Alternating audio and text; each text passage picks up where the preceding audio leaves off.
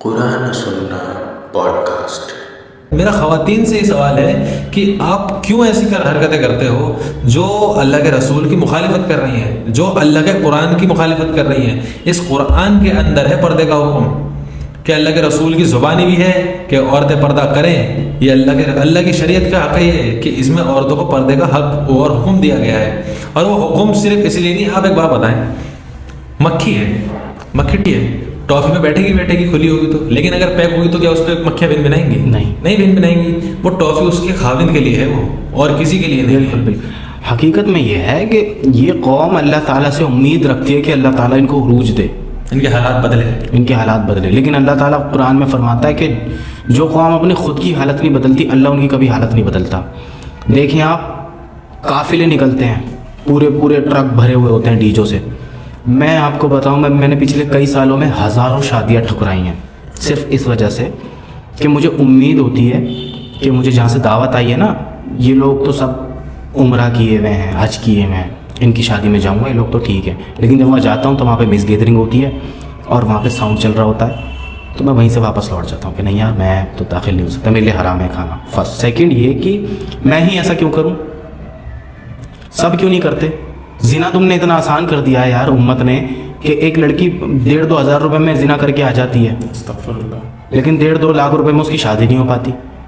اور کہتے ہیں کہ لوگ پوچھیں گے کہ سونا دیا کہ نہیں دیا، لوگ پوچھیں گے کہ سوٹ کتنے دیے تھے، لوگ پوچھیں گے کہ اے سی ٹی وی فریج دیا تھا کہ نہیں دیا تھا۔ یہ کون سی شریعت ہے؟ یہ کون سے نبی سکھا کر کے گئے ہیں؟ میرا سوال ہونا یہ تھا کہ بالکل جس طریقے سے 1.5-2 ہزار کی آپ بات کر رہے ہیں، اس سے کم میں، جیسے کہ اللہ کے رسول نے بی بی فاطمہ کا کرایا، نہ کوئی دعوت تھی اور نہ کوئی اس طریقے کا ہجوم تھا کہ 4 ڈشیں بن رہی ہیں، فش فرائی ہو رہی ہے، مچھی فرائی ہو رہی ہے، ورنہ اتنے صحابہ تھے، آقا علیہ السلام کے غلام تھے، وہ چاہتے کیا نہیں کر سکتے تھے، لیکن پیغام دیا امت کو کہ نکاح اس طریقے سے کرنا کہ ایک بچی، بہت غریب کی بچی بہت آسانی سے اپنے گھر چلی جائے، اس پہ قرضہ نہ ہے غریب پہ۔ عمر نکل جاتی ہے بچیوں کے نکاح کے، بچیوں کے شادی کے فنکشن کا قرضہ چکاتے غریب باپ کا۔ میں ایک سوال کرتا ہوں آپ سے، مجھے اس کا جواب چاہیے۔ کوئی شخص یہ کہے کہ میں تو اللہ کے رسول کے طریقے سے نکاح کروں، کہ میں مان لیتا ہے میں نے ہی کہا ہے اپنے دوستوں سے، اپنے رشتہ داروں سے کہ میں اللہ کے رسول کے طریقے پہ نکاح کروں گا، میں مسجد میں جاؤں گا 10 بندے لے کے، ٹھیک ہے، اپنے دوستوں کو، اپنے والد کو اور اپنے ادھر کے 10 بندے لے کے جاؤں گا مسجد کے اندر، یہ جتنے ہو سکیں گے، اور مسجد میں جا کے امام صاحب سے نکاح پڑھا کے اپنی بیوی کو اور وہاں سے رخصتی لے کے گھر لے آؤں گا۔ اس پہ کچھ لوگوں کا یہ کہنا ہے کہ بھائی لوگ کیا کہیں گے، اتنا کھانا نہیں، اتنا تو نے لوگوں کی دعوتوں میں گیا، کھانا کھایا تو نے، لوگ کیا کہیں گے؟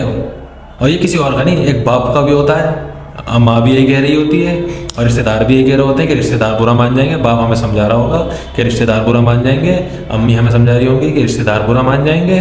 تو اس پہ ایک عام انسان جو نکاح کرنا چاہتا ہے وہ کیا کہے گا ان سے؟ اگر کسی شخص نے ڈیسائیڈ کر لیا ہے کہ نکاح مجھے رسول اللہ کی سنت پر عمل کرتے ہوئے کرنا ہے اور سنت پر ہی میں نکاح کروں گا، تو بس وہ اس بات پہ اڑ جائے اور پورے زمانے کی مخالفت کر لے ان کی ناراضگی کیا ہوگی؟ لوگوں کی کوئی اوقات نہیں ہوتی۔ قیامت کے دن لوگوں کو حساب دینا ہے، اللہ رب العزت کو حساب دینا۔ میں یہ کہتا ہوں کہ کون سا رشتہ دار قیامت کو تمہیں ایک نیکی بھی دینا آتا ہے؟ نیکی دینے آتا ہے، کون آئے گا؟ میں کہتا ہوں سر پہ کس سے ملاقات کرو گے؟ میں کہتا ہوں کہ تمہارا باپ بھی اگر تمہیں نیکی دے دے نا تو یہ سمجھنا کہ پتہ نہیں کیا ہوگا میرے ساتھ، دے ہی نہیں سکتا نا۔ میں کہتا ہوں قبر میں رشتہ دار بھاگتے ہیں قبر میں دفنانے کے بعد کہ مجھے کال آ رہا ہے، مجھے فلاں جگہ سے کال آ رہا ہے۔ زمانے والے کہتے ہیں کہ اب جا رہے ہیں، قبر میں چھوڑ دیں گے، ہمارا رسول اللہ کی تعلیم، نماز، آپ کا طریقہ وہ کام آئے گا، تو اعمال۔ تو لہٰذا ہمیں زمانے کی دشمنی لینی چاہیے نا کہ نہیں، ہم انقلاب لے کر آتے ہیں نا، ہم نہیں کریں گے۔ ہم اپنے ساس سسر سے کہتے ہیں نا کہ ہمیں ایک گولڈ تو کیا، آپ ایک ہمیں چاندی کی انگوٹھی بھی بنا دو، بس جیسے نبی نے اپنی بیٹی کو دیا تھا اسی طریقے سے آپ اپنی بیٹی کو دے دو، اچھے اخلاق کے ساتھ بھیج دو، جوڑوں میں بھیجو، بالکل، وہ ہمیں قبول ہے۔ اور خدا کی قسم جس دن مسلمانوں کے اندر یہ چیز آ گئی نا کہ مسلمانوں نے، ہماری قوم نے رسول اللہ کی تعلیم کو اتنی پریورٹی دینی شروع کری کہ وہ کہتے ہیں کہ زمانہ جو کر رہا ہے کرتا رہے، ڈی جے بجاتا رہے، ہم نہیں بجائیں گے اور ہم نہ جائیں گے ایسی شادیوں میں جہاں ڈی جے بج رہے ہیں، جہاں اللہ کے رسول کی مخالفت ہو رہی ہے۔ جس دن ہی ہو گیا اللہ تعالیٰ انشاءاللہ دیکھو انقلاب لے آئے گا، جس دن ڈی جے پھاڑ دیے جائیں گے، جس دن سنت کے مطابق خطبہ ہوگا، اور وہ عبادت ہے۔ اللہ کے رسول نے فرمایا جو نکاح کا جو وقت ہوتا ہے نا، خطبہ پڑھا جاتا ہے، خطبہ عبادت ہے، قرآن پڑھا جا رہا ہے، رسول اللہ کی حدیث پڑھی جا رہی ہے، اس ٹائم تو ایک چیخ کی آواز لگتی ہے، او بھائی ڈی جے بند کر دے، خطبہ ہو رہا ہے، بس اتنا ہی دین ہے، بس اتنا ہی دین ہے ان کے لیے کہ خطبے کے ٹائم ڈی جے بند کر دو، اذان کے وقت میوزک بند کر دو، نماز کے وقت آواز مت کرو، اتنا ہی دین رہ گیا ان کے دلوں میں. تو لہٰذا کنکلوژن یہ نکلتا ہے سارا کہ ہم نے رسول اللہ کی جو مین تعلیمات تھی وہ چھوڑ دی، اس لیے زنا پھیل گیا ہے اور نکاح کم ہوا ہے. ایک نوجوان اگر چاہتا ہے کہ میں نکاح کروں تو اس کو زنا بہت آسان سے مل جاتا ہے 2000 روپے میں، لیکن نکاح کے لیے 2 لاکھ بھی کم پڑتے ہیں. استغفر اللہ. ہم اتنے خطرناک دور کے اندر جی رہے ہیں کہ ایک بچی، غریب کی بچی، اس کو پتہ ہے کہ 2.5-4 لاکھ میں اس کا نکاح نہیں ہو سکتا. سونا ہی 2-1.5 لاکھ روپے کا سونا دینا پڑے گا، ورنہ رشتہ دار کہیں گے کیا دیا ہے. ٹھیک ہے نا، اس چیز سے ہم برباد لات مارنی چاہیے ایسے رشتہ داروں کو میری نظر میں. تو اس سے ہم برباد ہوئے، اس سے ہم مسلمان امت ٹوٹ گئی ہے، اس سے مسلمانوں کے اندر جو ہے نیستی اور سستی پیدا ہوئی ہے. ورنہ نکاح کیا چیز ہے؟ اللہ کے رسول نے فرمایا میری سنت ہے، جو اس کو چھوڑے گا وہ ہم میں سے نہیں ہے. تو آپ اپنی عمر کو پہنچیں، آپ فٹافٹ نکاح کر کے آگے بڑھیں، زندگی میں اور چیزیں اویل کریں، اور چیزوں کو اپنے گول کو اچیو کریں. جی جی بالکل صحیح بات ہے. انشاءاللہ لوگوں سے امید ہے کہ وہ شاید اس ویڈیوز کو دیکھ کے بھی لوگ سیکھ رہے ہیں آج کے دور میں.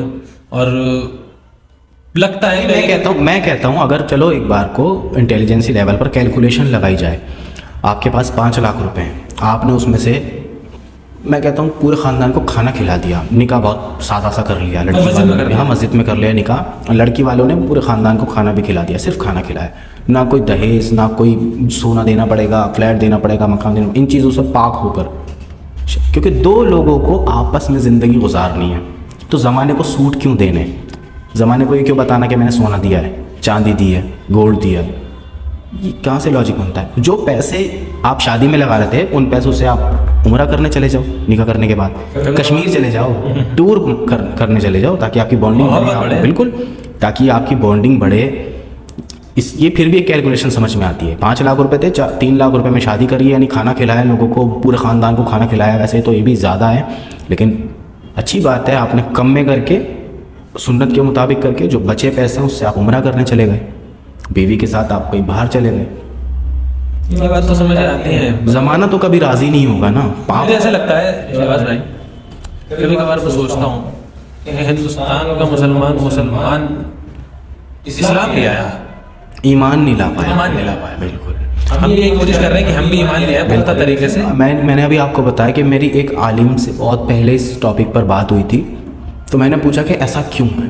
اور ہر جگہ ہے، میں نے یہ دیکھا ہے، چاہے آپ ہمارے انڈیا میں، پاکستان میں، بنگلہ دیش میں، کہیں بھی چلے جائیں، یہ مسلمان سنت کے مطابق شادی نہیں کرتا، اور سب سے زیادہ جو پیسے خرچ کرتا ہے نا اپنے بچوں کی شادی پر کرتا ہے، تعلیم پر نہیں کرتا ہے. یہی بربادی ہے، اسی وجہ سے بربادی ہے.